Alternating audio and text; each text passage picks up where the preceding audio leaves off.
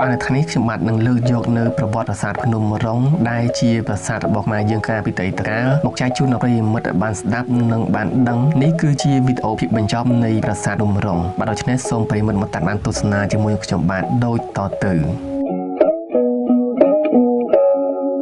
បច្ចុប្បន្នលឹងនេះត្រូវបានសៀមរំកិលចេញពីបំពង់អង្គដែលនៅក្រោមយូនីដើម្បីបង្ហូរទឹកមុនទៅកាន់ខាងក្រៅថែវដែលជាទីវាលទី3នៃតួប្រាសាទបដិមាប្រាសាទនេះមានគ្រោងសម្ពុជីបជាភ្នាត់រុំព័ទ្ធជុំវិញព្រះកាយហើយមានជាយខាងលើបត់ជាភ្នាត់ទម្លាក់ចុះមកក្រោមប្រាសាទនេះត្រូវបានកសាងឡើងនៅលើកំពូលភ្នំធម្មជាតិកម្ពស់ប្រហែល170 ម៉ែត្របើធៀបទៅនឹងទីវាលនៅប្រាសាទនេះកាលពីដើមឡើយមានសិលាចារឹកមួយចុះបញ្ជីសារពើព័ន្ធលេខ K384 ដែលរៀបរាប់អំពីរាជវង្សមួយហើយលោកសូដេសហៅថាមហិន្ទរបុរៈជាដំណរវង្សព្រះបាទសូរវរ្ម័នទី2និងព្រះបាទជ័យវរ្ម័នទី7នេះបង្ហាញនៅបច្ចេកទេសសាងសង់កម្រិតកំពូលនៃវិស្វករខ្មែរនាសម័យអង្គរលើពីនេះទៅទៀតសម្ព័ន្ធភាពរវាងស្ថាបត្យកម្មនិងតារាសាស្ត្រគួរឲ្យស្ញប់ស្ញែងក្រៃលែង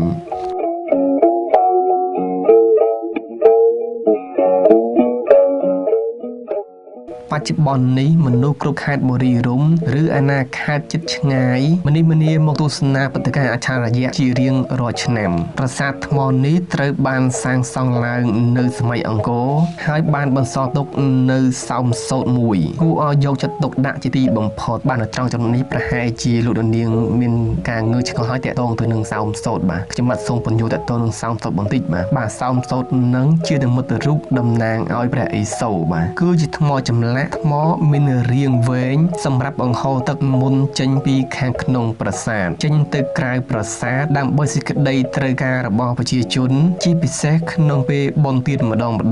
ដូចជាពិធីសេវៈរាត្រីជាដើមក្នុងជំនឿរបស់អ្នកស្រុកដែលកាន់លទ្ធិព្រហ្មញ្ញសាសនាជាពិសេសពួកព្រាហ្មណ៍សកម្មភាពប្រចាំថ្ងៃរបស់ពួកគេស្ថិតនៅជុំវិញព្រះសិវលិង្គនិងសោមសូត្រខាងលើនេះឯងអ្នកដែលស្រង់ទឹកមុនជាទីស័ក្តិសិទ្ធិនេះនឹងទទួលបានប្រសិទ្ធពរដោយពួកព្រាហ្មណ៍រួចទៅហើយនិងមានសិរីសួស្តីគ្រប់ប្រការរីឯរោគជំងឺដំកាត់ផ្សេងក៏ត្រូវជាសះស្បើយផងដែរសប្តាហ៍ថ្ងៃអ្នកស្រុកនៅតំបន់នេះគឺភ្លេចនៅសារៈសំខាន់របស់សោមសូត្រនេះទៅហើយបាត់វាផ្លាស់ប្ដូរទម្រង់សាសនាពីព្រហ្មញ្ញសាសនាទៅជាព្រះពុទ្ធសាសនាប៉ុន្តែមានតែអ្នកស្រាវជ្រាវមួយចំនួនតូចទេដែលដឹងអំពីអត្ថន័យស៊ីជម្រៅរបស់វា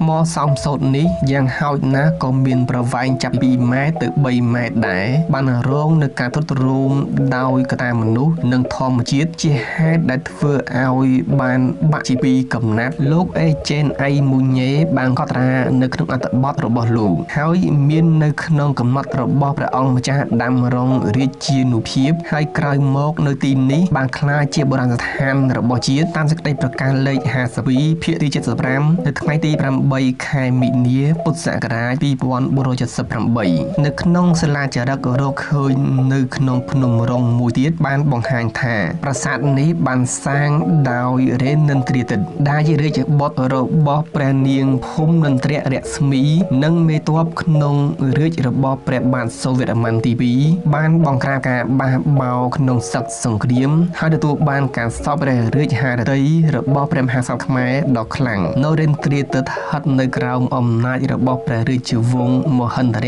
បុរៈ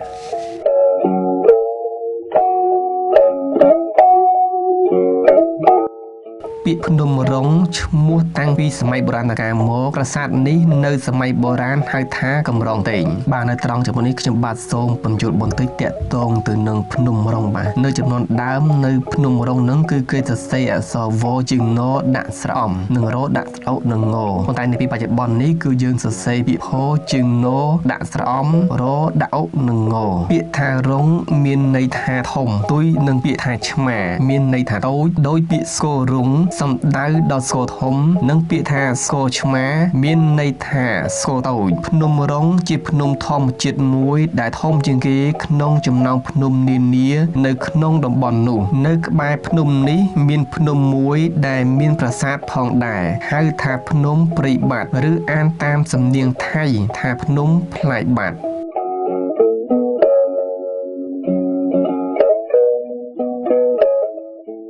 បាទអរគុណដល់ប្រិយមិត្តដែលតាមដានទស្សនាវីដេអូនេះតាំងពីដើមរហូតដល់ចប់ហើយប្រិយមិត្តថ្មីដែលមិនទាន់ Subscribe សូមចុច Subscribe ម្នាក់មួយដើម្បីទទួលបានវីដេអូថ្មីនៅពេលដែលខ្ញុំបានបង្ហោះទៅអរគុណជួបគ្នានៅវីដេអូក្រោយទៀត